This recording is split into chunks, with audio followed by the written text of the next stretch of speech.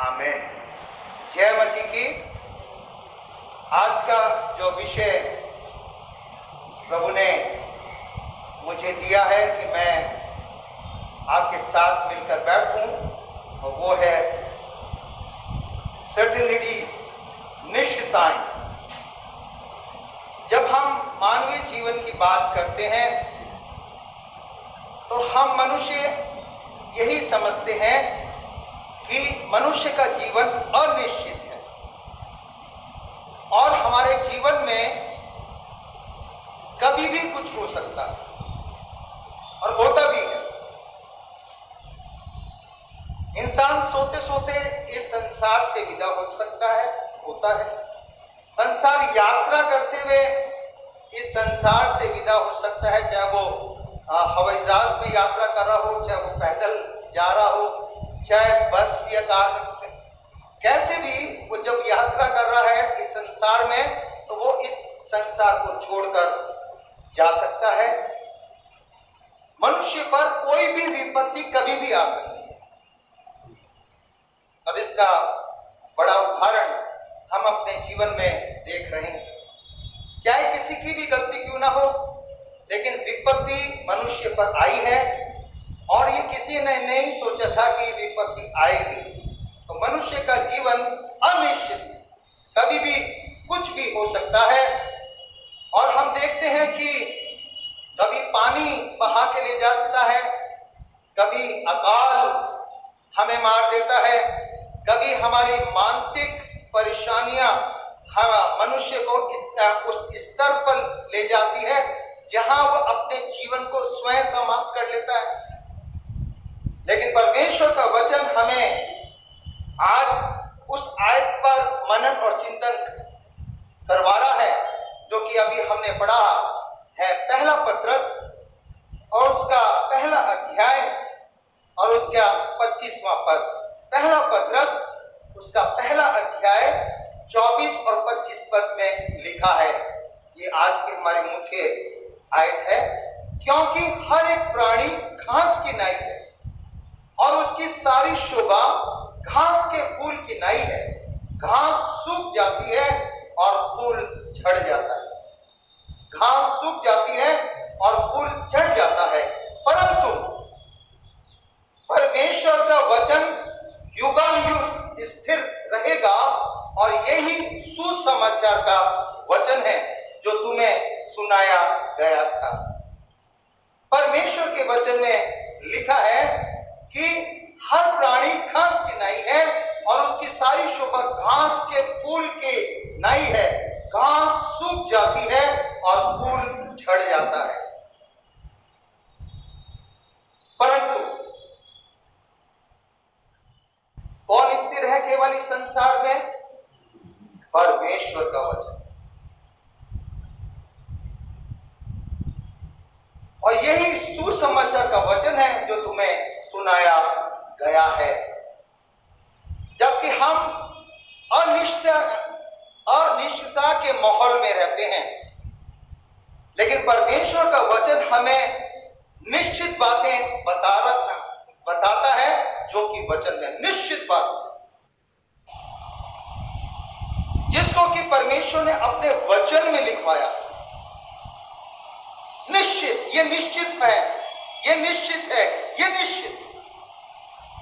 और मनुष्य को उस वचन पर मनन और चिंतन करना है, ताकि जब हम दूसरी बातों के लिए इतना चिंता करते हैं तो हम उस वचन की चिंता क्यों ना करेंगे जिसके लिए स्वयं परमेश्वर ने कहा है, मेरा वचन युग युगान स्थिर।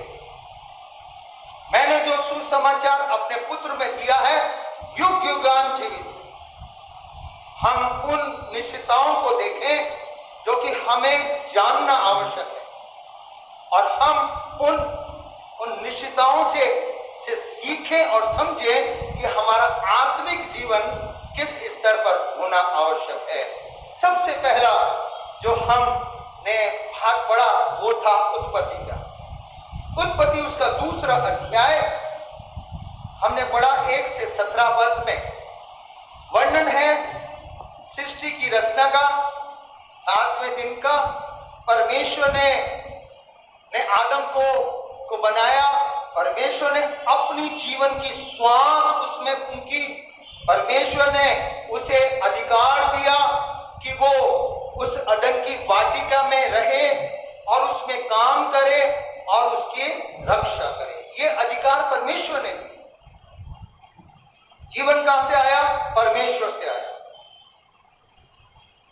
जीवन की श्वास किसकी है? परमेश्वर की।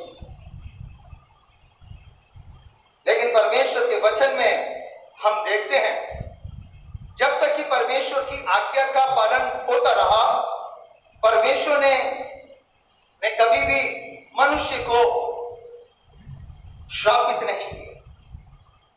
लेकिन परमेश्वर ने श्राप देने से पहले, आदम और हव्वा को श्राप देने से पहले कि तुम मिट्टी और मिट्टी में मिल जाओगे, परमेश्वर ने चेतावनी दी। और उस चेतावनी को हम देखते हैं उत्पत्ति की पुस्तक, उसका 2 अध्याय और उसका 17वां पद, चेतावनी। उसमें क्या लिखा है? पर भले या बुरे के ज्ञान का जो वृक्ष है उसका फल तू कभी ना खाना, क्योंकि जिस दिन तू उसका फल खाए उसी दिन अवश्य मर जाएगा। अवश्य, अवश्य, निश्चित, श्योरली यू विल डाई। मेरे प्रिय भाई और बहनों, विश्वास में परमेश्वर हम मनुष्यों की अज्ञानता, हम मनुष्यों की कमजोरियां, हम मनुष्यों की लापरवाही को करने से पहले चेतावनी वचन से देता है।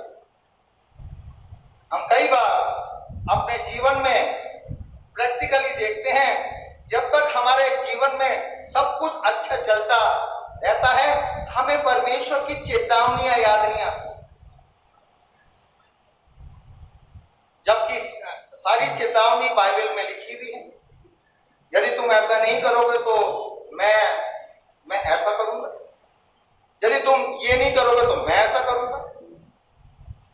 सारी चेतावनियां परमेश्वर की वचन में है मनुष्य के लिए। लेकिन मनुष्य अपने भोग विलास अभिलाषाओं में इतना व्यस्त हो जाता है कि वो अनिश्चितताओं में ही फंस जाता है अपने जीवन में।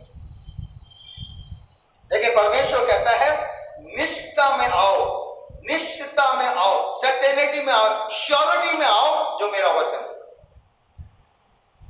परमेश्वर ने कहा, आदम को कहा कि जिस दिन तू भले और बुरे वृक्ष के फल को खाएगा, ये पाप करने से पहले चेतावनी दी, जिस दिन तू खाएगा अवश्य मरेगा। मृत्यु तेरे जीवन में आ जाएगी। तो मृत्यु निश्चित। परमेश्वर ने आदम को यह निश्चित कहा था, जिस दिन तू आज्ञा का उल्लंघन करेगा मृत्यु निश्चित आएगी। निश्चित, निश्चित, अवश्य ही तू मर जाएगा। जबकि हम वचन में देखते हैं कि आदम की आयु कितनी थी? 920 वर्ष फिजिकली। उत्पत्ति 5:5 में लिखा है। हम इस आयत को देखें। इस बात को परमेश्वर ने कहा था कि निश्चय ही तू मर जाएगा। यदि हम वचन में उसकी फिजिकल आयु को देखें तो उसमें उत्पत्ति 5:5 यानी 6:5 में लिखा है, इस प्रकार आदम की कुल आयु 930 वर्ष की हुई, तत्पश्चात वो मर गया। लेकिन परमेश्वर ने तो पहले से ही उसे बोला था, जिस दिन तू मेरी आज्ञा का उल्लंघन करेगा निश्चय मर जाएगा। और वचन बताता है निश्चय ही वो परमेश्वर की संगति से अलग हो गया। निश्चय जीवन की श्वास परमेश्वर ने हमारे शरीरों में बनाए रखी है, धन्यवाद करते हैं। लेकिन परमेश्वर की संगति में रहना, परमेश्वर के साथ साथ चलना, परमेश्वर की आशीषों को लिए रखना, परमेश्वर की योजना के अनुसार जीवन को व्यतीत करना, परमेश्वर के द्वारा की गई जिम्मेवारियों को अच्छी रीति से पूरा करना, ये अलग बात है। आदम को और हवा को उस बाग यादन में इसलिए रखा गया था कि वो उसमें काम करे और उसकी देखभाल का ये दायित्व सौंपा था परमेश्वर। उस दायित्व से परमेश्वर ने उन्हें वंचित कर दिया, आज्ञा का नाम मानने। जो संगति वे परमेश्वर के साथ किया करते थे, वचन में लिखा है, और संध्या के समय परमेश्वर उनके साथ संगति करता था। वो जीवन की भरपूरी जो उनके साथ हुआ करती थी, परमेश्वर की संगति के द्वारा परमेश्वर ने उस संगति को उनसे ले लिया। परमेश्वर ने आदम और हवा से वो सारी प्रिविलेजेस ले लिए जिसमें कहा था कि तुम इसमें आराम से रहोगे और तुम्हें कोई भी यहां पर हानि नहीं पहुंचाएगा, कोई भी जानवर तुम्हें हानि नहीं पहुंचाएंगे, नहीं पहुंचाते। फल खाया करते थे लेकिन खेती नहीं करते। लेकिन जिस दिन परमेश्वर की आज्ञा का उल्लंघन हुआ, परमेश्वर ने कहा ये सारे प्रिविलेज जो मैंने तुम्हें अपने में होकर दिए हैं वापस लेता हूं। आत्मिक मृत्यु, वचन में लिखा है, जिस दिन हम परमेश्वर की आज्ञा का उल्लंघन करते हैं, परमेश्वर की योजनाओं में अपने आप को अलग करते हैं, परमेश्वर की आशीषों को हम नेग्लेक्ट करते हुए अपनी अभिलाषों में आते हैं, परमेश्वर कहता है निश्चित मर जाते हो, मर जाते हो। हमारे पास चाहे कुछ भी हो इस संसार में, धन दौलत शौर्य, लेकिन हम परमेश्वर की आज्ञा के अनुसार अपने जीवन को व्यतीत नहीं कर रहे हैं। परमेश्वर का वचन बोला है निश्चित मृत्यु है, निश्चित। यीशु मसीह में उसने हमें न केवल जीवन दिया है बल्कि क्या दिया है, बहुतायत का। यूहन्ना 10 में हम इस बात को पढ़ते हैं। यीशु मसीह कहता है मेरे पिता का श्वास तो तुम्हारे शरीरों में है, वो जीवन है, लेकिन जीवन की बहुतायता, अबंडेंट लाइफ तो मुझ में तुम्हें मिलेगी। चोर केवल चोरी करने, नष्ट करने, डाका डालने और घात करने आता है, लेकिन मैं इसलिए आया हूं कि तुम जीवन पाए और बहुतायत का पाए। परमेश्वर की आज्ञा का उल्लंघन अभिलाषाओं में हुआ है, और यही अभिलाषा मुझे और आपको भी परमेश्वर से दूर करती है। तो मृत्यु वचन के अनुसार निश्चित है, जो शारीरिक भी है और आत्मिक भी है। शरीर में हमें मृत्यु अवश्य मिलती है क्योंकि वो मानव जाति पर कर्स है, तो मिट्टी है और मिट्टी में मिल जाए। कष्ट है, परमेश्वर ने हमें श्राप दे रखा है, लेकिन इससे पहले उसने आत्मिक मृत्यु की बात भी उसने घोषणा की थी। जिस दिन तुम मेरी आज्ञा का उल्लंघन करोगे, आत्मिकता के रूप से तुम मृत्यु को प्राप्त हो जाओगे। मृत्यु सबोदेशक में सुलेमान बहुत ही अच्छी बात हमारे व्यवहारिक जीवन से लिखता है।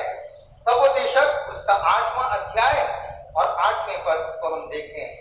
सबोदेशक 8:8 में, ऐसा कोई मनुष्य नहीं जिसका प्राण पर वात्सल्य कहे कि वो उसे निकलते समय रोक ले, और तो कोई मृत्यु के दिन पर अधिकार होता है और ना उसे लड़ाई से छूट मिल सकती है। और हर एक लोग और दुष्ट लोग अपनी दुष्टता के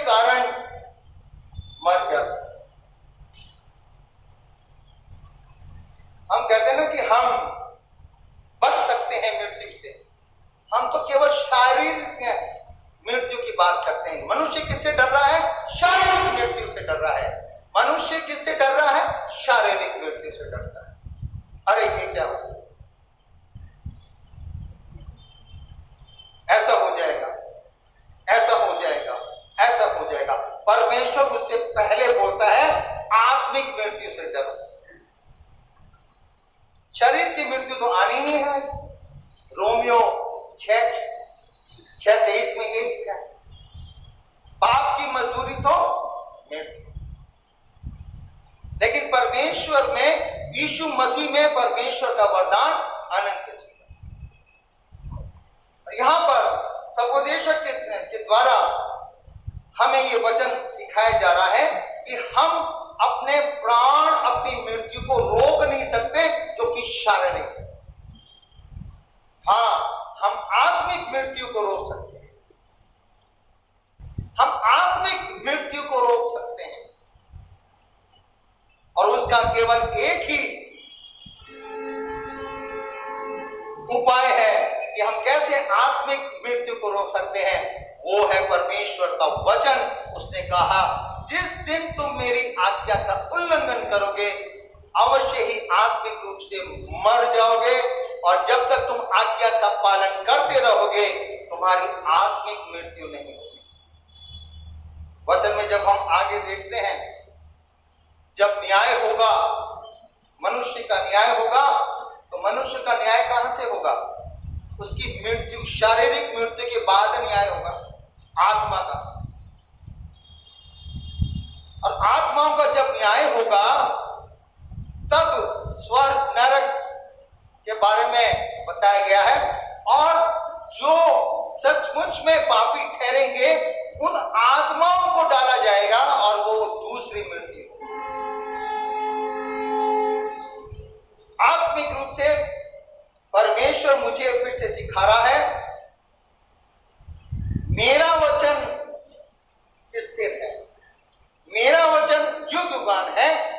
तुम्हें जानना होगा कि मृत्यु तो आएगी ही। वचन में जब हम देखते हैं, पूरे वचन में केवल 2 व्यक्तियों को शारीरिक मृत्यु नहीं प्राप्त हुई, केवल 2 व्यक्ति। वचन क्या है? हनोक और एलिय्याह, बस। बाकी सबको इस शरीर को त्यागना पड़ा है। यूहन्ना रचित सुसमाचार और उसका 11वां अध्याय और उसके 35वें पद को हम देखें। John chapter 11 verse 35, the shortest verse of the Bible. Bible की सबसे छोटी आयत, जिसमें लिखा है जीसस वेप्ट, यीशु रोया। जो पुराना ट्रांसलेशन है उसमें हिंदी में यीशु रोया। अब जो ट्रांसलेशन आ गया है उसमें है, और यीशु के आंसू बहने लगे। यीशु के आंसू उस स्थिति में बहे हैं जहां पर कि उसने उस परिवार में मृत्यु को देखा है, जिस परिवार से वो बहुत प्रेम करता था। मरियम और मार्था और लाजर के परिवार में उसने मृत्यु देखी है। अपने दोस्त लाजर की शारीरिक मृत्यु देखी, शारीरिक, और उसके आंसू बहने लगे। परमेश्वर का पुत्र भी इस बात से परेशान होता है कि मनुष्य ने जो पाप किया, मेरे पिता अर्थात परमेश्वर ने जो उसे श्राप दिया है, बहुत ही कठिन है उन लोगों के लिए जो कि उनसे प्रेम करते हैं। संसार में तो हजारों लोग मरते रहते हैं, करोड़ों लोग मरते रहते हैं, आंसू उनके लिए निकलते हैं जिनसे हमारा संबंध होता है। यीशु मसीह का उस परिवार के साथ गहरे रिश्ते थे। He was family member. Jesus was family member of that family. जब यीशु ने देखा कि मेरा दोस्त अब इस संसार में शारीरिक रूप से नहीं है, इसलिए उसकी दोनों बहनें रो रही हैं,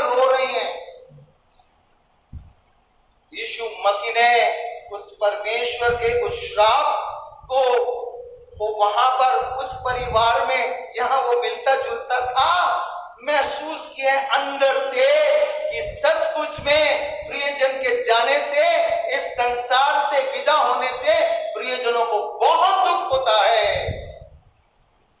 मनुष्य की मृत्यु को देखकर यीशु मसीह वहां रोया है, शारीरिक मृत्यु, जिसके लिए परमेश्वर ने कहा निश्चय तुम मरोगे, निश्चय। जिसके लिए सपोदेशक कहता है कोई भी व्यक्ति अपने प्राण को बचा नहीं सकता। हमारी साइंस ने बहुत तरक्की कर ली है। साइंस ने ऑक्सीजन बनाई है जो कि हमारे शरीर में जाती है,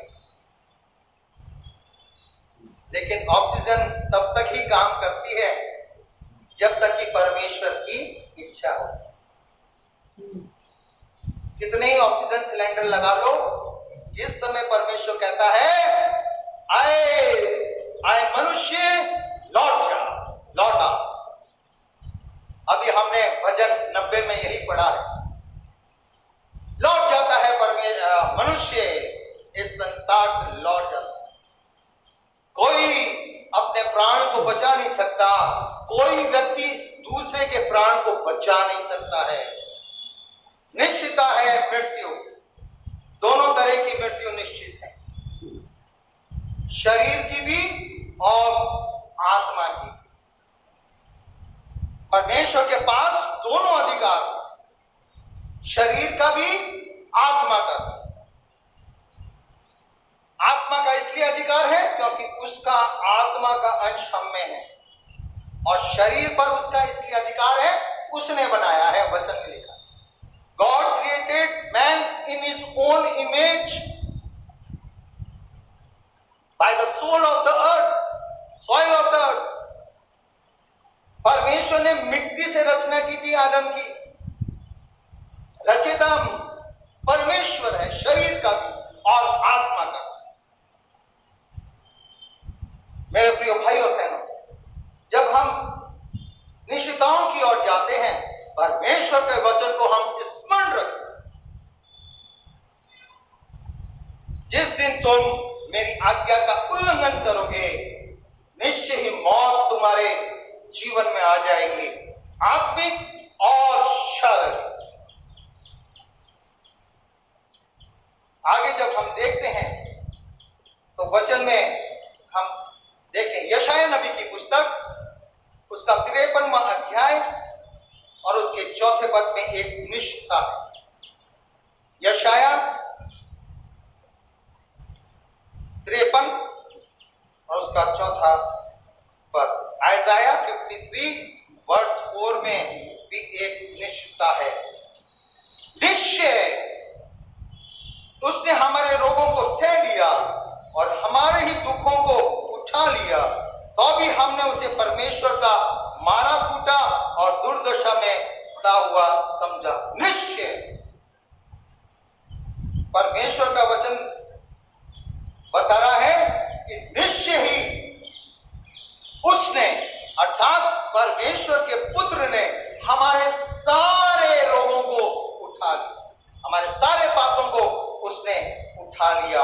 इसलिए हमने इस वचन में पढ़ा जो कि यूहन्ना रचित सुसमाचार उसका 1 अध्याय 29वें पद से में हमने पढ़ा है। और यूहन्ना बपतिस्मा दाता कहता है, देखो परमेश्वर का मेमना जो जगत का पाप उठा के ले जाता है।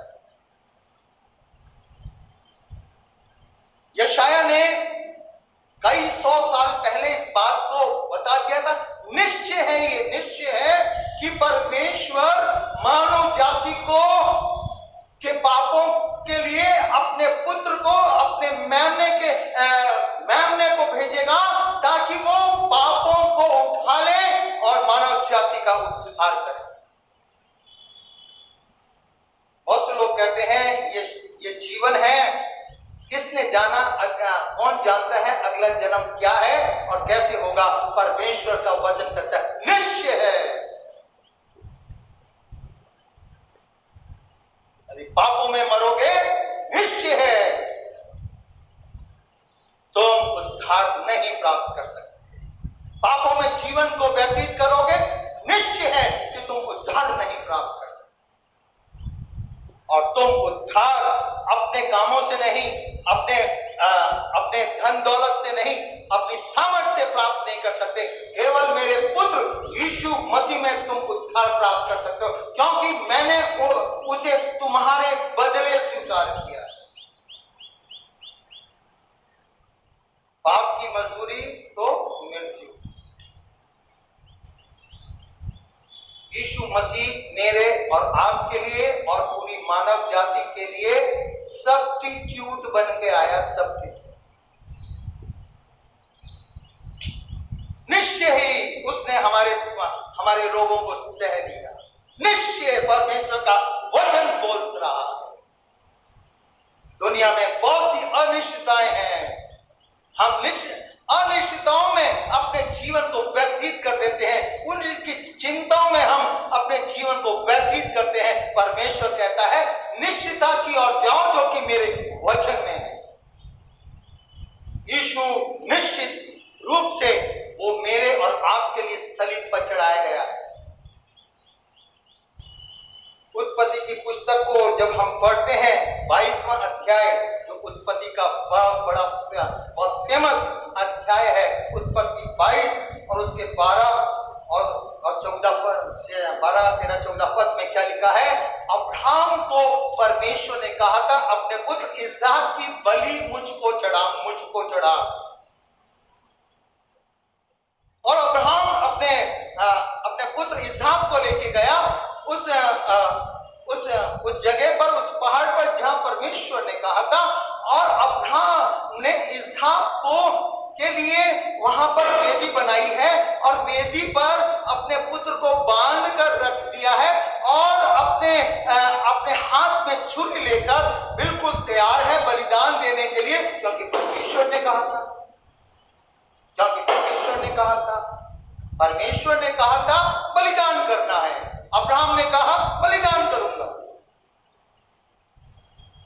लेकिन जिस समय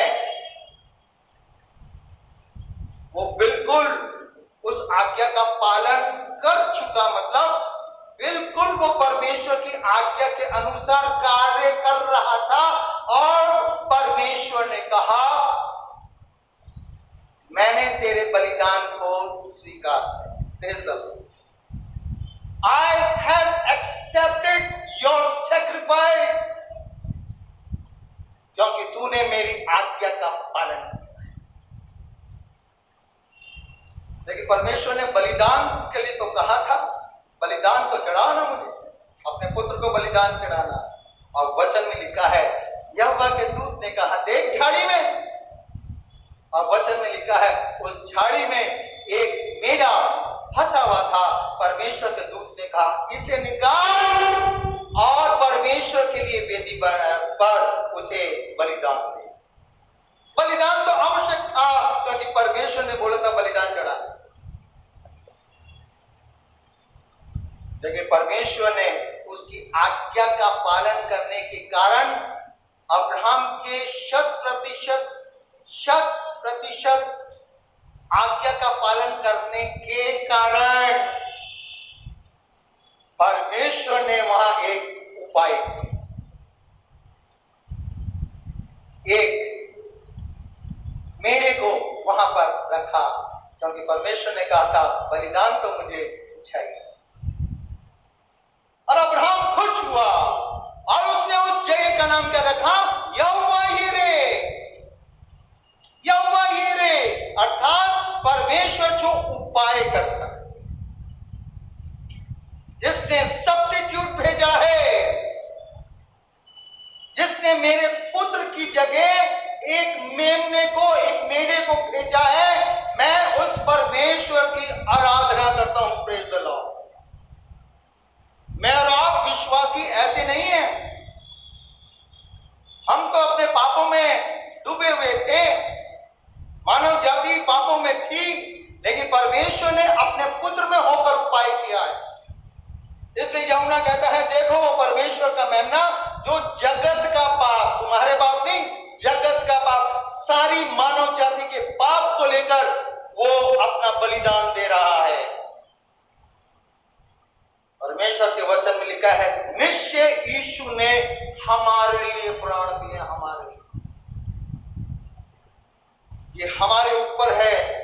हम उस बलिदान को कैसे समझते हैं। क्योंकि वचन में लिखा है, जो लोग यीशु मसीह पर पूर्ण विश्वास करते हैं, पश्चाताप करते हैं अपने पापों से और कहते हैं यीशु मसीह तूने हमारे पापों के लिए अपना बलिदान दिया है, आंसू बहाकर परमेश्वर के सामने विनती प्रार्थना करते हैं, परमेश्वर कहता है हाँ, मैंने मेरे पुत्र को तुम्हारे स्थान पर बलिदान किया है, इसलिए मैं उसके रक्त की मैं कीमत जानता हूं, क्योंकि वो मेरा खुद का रक्त है। यीशु मसीह का रक्त कैसा था? बेशकीमती। यीशु मसीह का रक्त कैसा था? पवित्र। इस संसार में किसी भी व्यक्ति का रक्त पवित्र नहीं हो सकता, केवल परमेश्वर का रक्त, परमेश्वर के पुत्र का रक्त ही पवित्र है, और वही पवित्र रक्त संसार के पापों को धोता।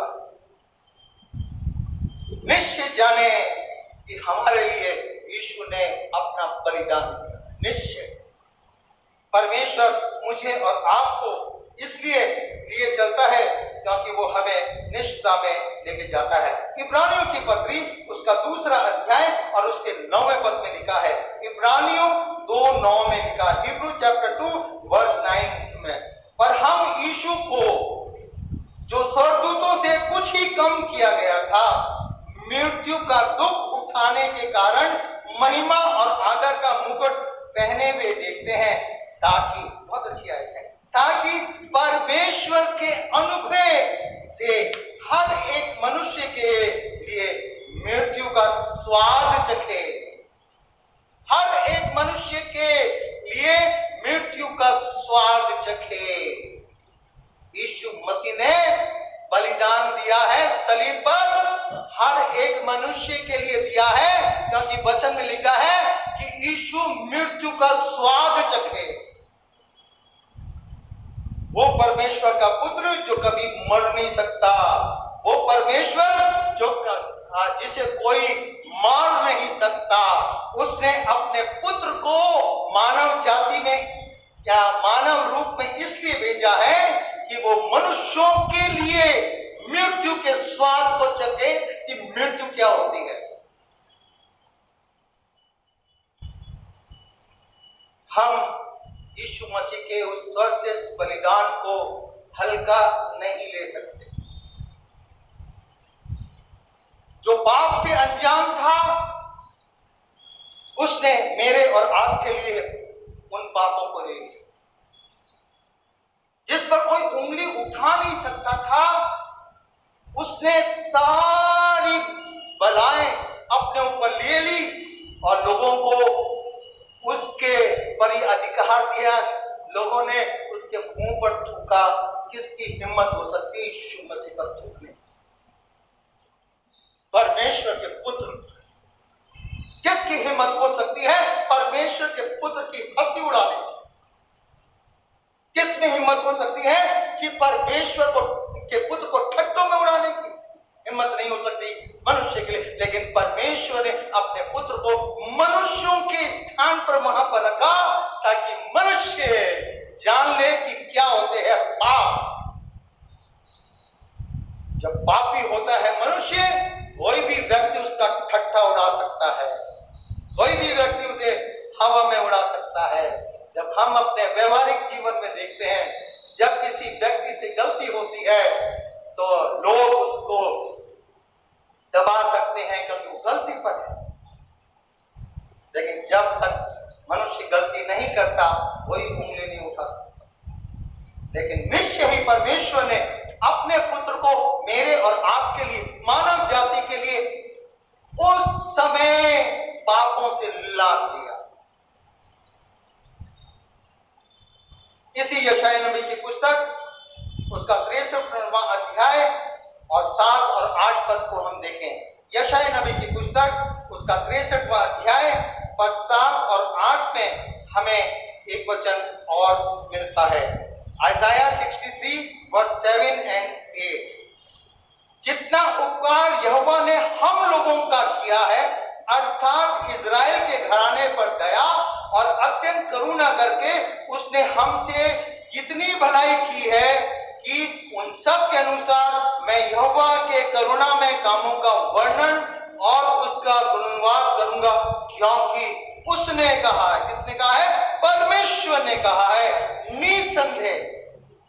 निसंदेह ये मेरी प्रजा के लोग हैं, ऐसे लड़के हैं जो धोखा ना देंगे और मैं उनका उद्धार करता हो गया। यहां पर परमेश्वर अपने वचन में अपने मुख से क्या कह रहा है? मेरे लोग हैं ये और मैं इनका उद्धार करता। निश्चय मनुष्य को ये समझना होगा उसका उद्गम क्या है, उसका सोर्स क्या है। एक विश्वासी को समझना होगा उसका उद्गम क्या है, उसका सोर्स क्या है।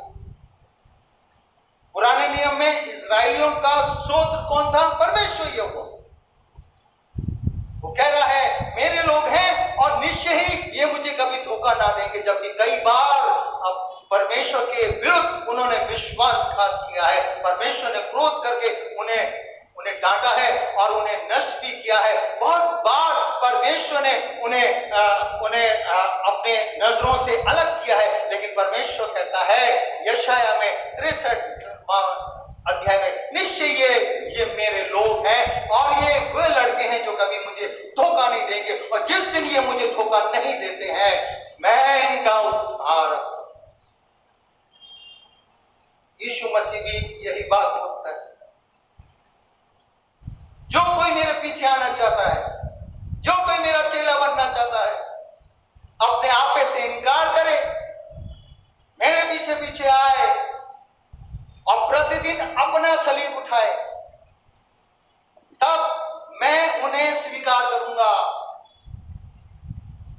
मेरे प्रिय भाई और बहनों, जब हम इन वचनों को देखते हैं, परमेश्वर मुझे फिर से सिखाता है हम इधर उधर ना देखें, हम वचन को देखें, वचन को। हम परमेश्वर की ओर देखें, हम वचन को देखें, यीशु मसीह को देखें, तो ये सारी छोटी मोटी बातें से हम बहुत उबर सकते हैं, बहुत उबर सकते हैं। उद्धार का अनुभव होना बहुत आवश्यक है, क्योंकि परमेश्वर ने उद्धार के लिए अपने पुत्र की कीमत चुकाई। God so loved the world, यही है ना?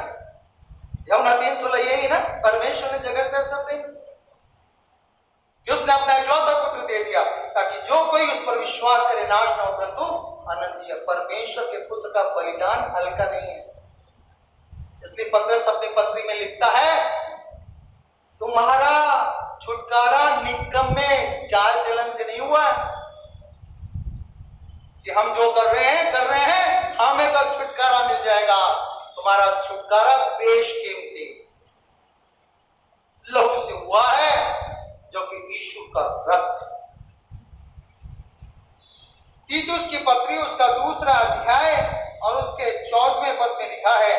तीतुस की पत्री उसका 2 अध्याय और उसके 14वें पद में लिखा है, जिसने अपने आप को हमारे लिए दे दिया कि हमें हर प्रकार के अधर्म से छुड़ा ले और शुद्ध करके अपने लिए एक ऐसी जाति बना ले जो भले भले कामों में सग्रम हो। परमेश्वर का उद्धार हमें इसलिए नहीं मिला है कि हम अपनी मर्जी को इस संसार में लेके आए। जो व्यक्ति उद्धार प्राप्त करता है, जिसने यीशु मसीह को सचमुच में अपने जीवन में ले लिया है, परमेश्वर का वचन चेतावनी दे रहा है। परमेश्वर का वचन चेतावनी दे रहा है, तुम्हें अब क्या करना है? भले भले काम। निश्चित उद्धार मिला है, प्रेज द लॉर्ड। निश्चय मैंने तुम्हें स्वीकार कर लिया है अपने पुत्र यीशु मसीह में, प्रेज द लॉर्ड। लेकिन तुम्हारे जीवन को आगे कैसे चलाना है? वचन बता। भले भले कामों में संग्रह। यदि कोई विश्वासी आज भी किसी के विरुद्ध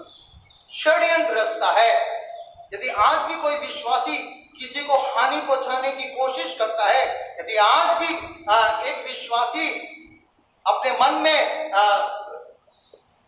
दूसरों के प्रति द्वेष रखता है, यदि आज भी एक विश्वासी लोगों के लिए गलत विचार रखता है, परमेश्वर का वचन बोलता है तुम्हें उद्धार मिला ही नहीं है, मिला ही। क्योंकि उद्धार प्राप्त करने के बाद तुम्हारे कार्य कैसे होने चाहिए, तुम्हारे कर्म कैसे होने चाहिए, अच्छे और भले होने चाहिए। ये तो उसकी पुस्तक में हम देखते हैं। आइए हम उस भजन को देखें जो कि दाऊद ने अपने अनुभव को लिखा है, और वो भजन 23 है।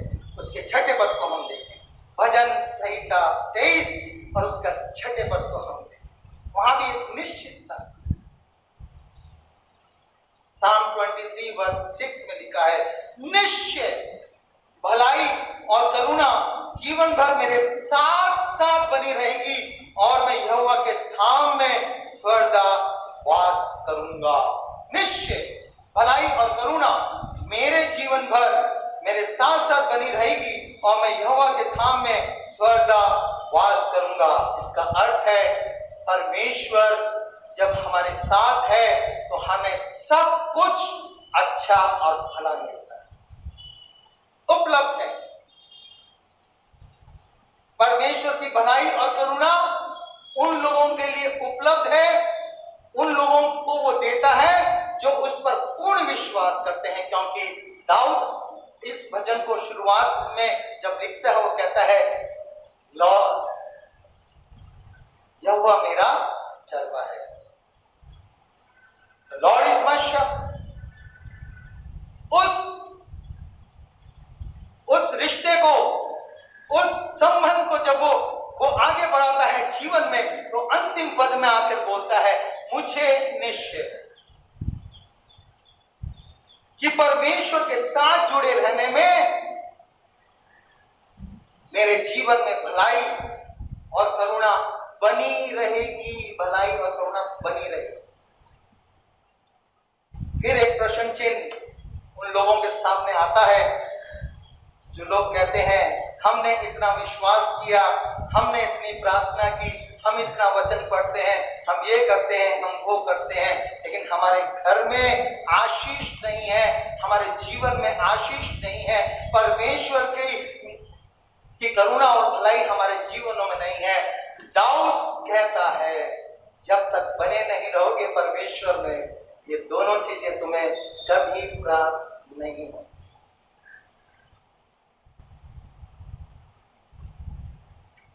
यीशु मसीह ने कहा, जो डाली मुझ में बनी रहती है वही अधिक फल देती है, और जो डाली मुझ में रहकर फल नहीं लाती है, काट दी जाती है और लोग उसे फेंक देते हैं, सूख जाती है और लोग ही बटोरते हैं और उसे आग के हवाले कर देते हैं। चेतावनी का वचन, निश्चय भलाई और करुणा जीवन भर मेरे साथ साथ बनी रहेगी। इसके विपरीत यदि हमारे जीवन में भलाई और करुणा परमेश्वर की नहीं है, इसका मतलब है हम परमेश्वर की दृष्टि में सही नहीं हैं।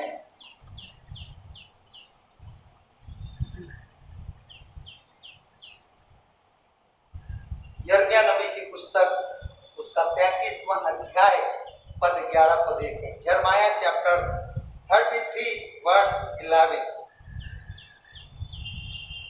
इन्हीं में हर्ष और आनंद का शब्द, दूल्हे दुल्हन का शब्द और इस बात के कहने वालों का शब्द फिर सुनाई पड़ेगा कि सेनाओं के यहोवा का धन्यवाद करो, क्योंकि यहोवा भला है और उसकी करुणा सदा की है। और यहोवा के भवन में धन्यवाद बलि लाने वालों का भी शब्द सुनाई देगा, क्योंकि मैं इस देश की दशा पहले की नाई ज्यों की त्यों कर दूंगा। यहोवा का यही वचन है। यहोवा कह रहा है, जब तुम मुझ में बने रहोगे, मैं तुम्हारे देश में इसकी सारी विपत्तियों को दूर करूंगा और तुम्हारे देश को वैसा ही बनाऊंगा जिस देश के लिए मैंने तुम्हें चुना था, जिस देश में दूध और शहद की नदियां बहती हैं। मैं उस देश को वैसा का वैसा ही करूंगा, शर्त है मुझ में बने रहो। परमेश्वर उपलब्ध है मेरे और आपके लिए, पर यीशु मसीह उपलब्ध है मेरे और आपके लिए। हमारा फर्ज है कि हम कैसे उसे अपने जीवन में एक्सेप्ट करते हैं। प्रकाशित वाक्य 3 अध्याय 20वां पद हम सब जानते हैं। प्रकाशित वाक्य उसका 3 अध्याय और उसके 20वें पद में लिखा है, देख मैं द्वार पर खड़ा हुआ खटखटाता। Behold, I stand at the gate. देख मैं द्वार पर खड़ा हुआ खटखटाता हूं। यदि कोई मेरा शब्द सुनकर द्वार खोलेगा, मैं भीतर आऊंगा और मैं उसके साथ भोजन करूंगा और वो मेरे साथ। दाऊद कह रहा है निश्चय भलाई और करुणा। यीशु मसीह कहता है निश्चय है, जिस दिन तुम अपने हृदय के दरवाजे को खोलोगे और मुझे स्वीकार करोगे, तुम्हारे घर में, तुम्हारे जीवन में भलाई और करुणा बनी रहे। Praise the Lord, praise the Lord. यदि हमारे जीवनों में भलाई और करुणा परमेश्वर की नहीं है, इसका मतलब यह है यीशु मसीह हमारे जीवन में नहीं। प्रकाशित वाक्य उसका 22वां अध्याय और उसके 20वें पद को हम देखें। प्रकाशित वहां भी एक निश्चितता। प्रकाशित वाक्य उसका 22वां अध्याय और उसके 20वें पद को हम देखें, वहां भी एक निश्चितता है। Revelation chapter 22, last chapter of the Bible, verse 20, जो इन बातों की गवाही देता है वो ये कहता है, हाँ मैं शीघ्र आने वाला हूं। आमीन। हे प्रभु यीशु, हाँ मैं शीघ्र आने वाला हूं। एक निश्चित,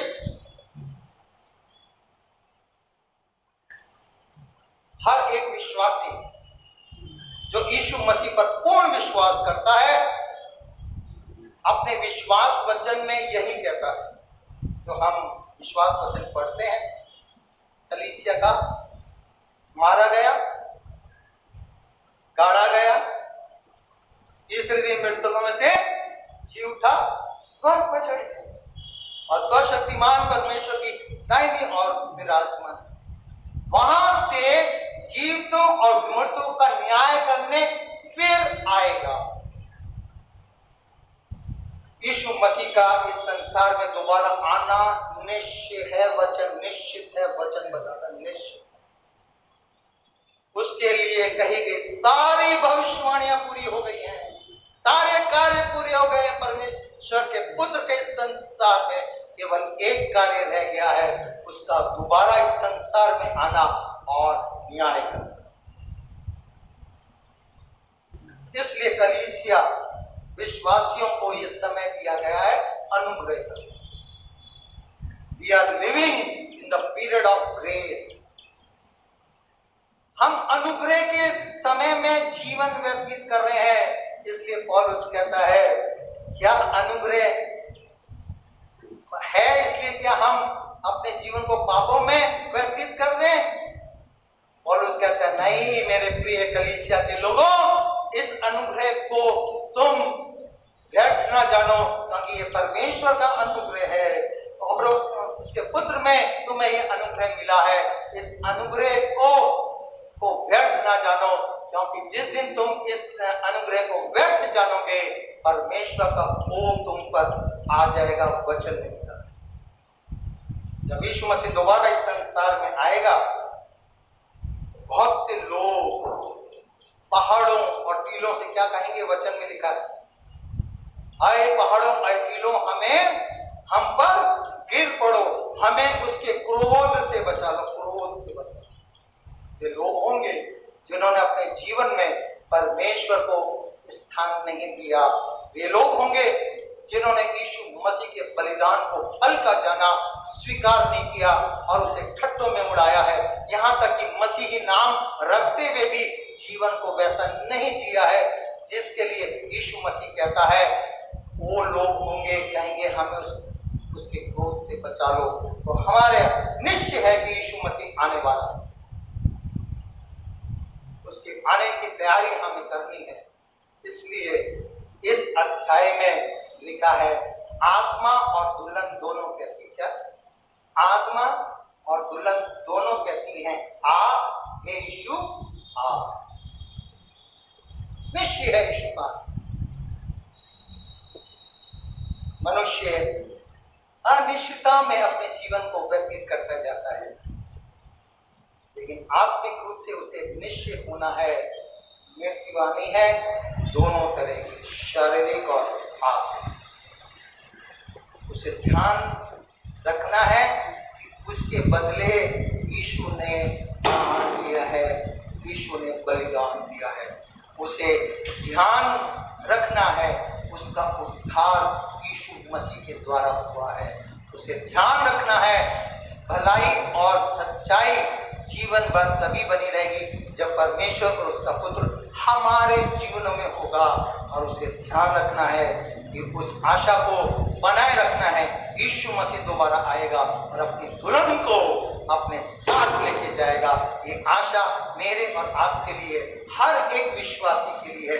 इसलिए हम गाते हैं नीले आसमान के पार जाएंगे मेरा यीशु रहता हुआ। प्रभु हम सबको आशीष दे। और हम एक आयत में और आपके लिए पढ़ता हूं और वो है रोमियो 6:11। रोमियो 6:11 में लिखा है, रोमन चैप्टर 6 वर्स 11, ऐसे ही तुम भी अपने आप को पाप के लिए तो मरा परंतु परमेश्वर के लिए मसीह यीशु में जीवित समझो।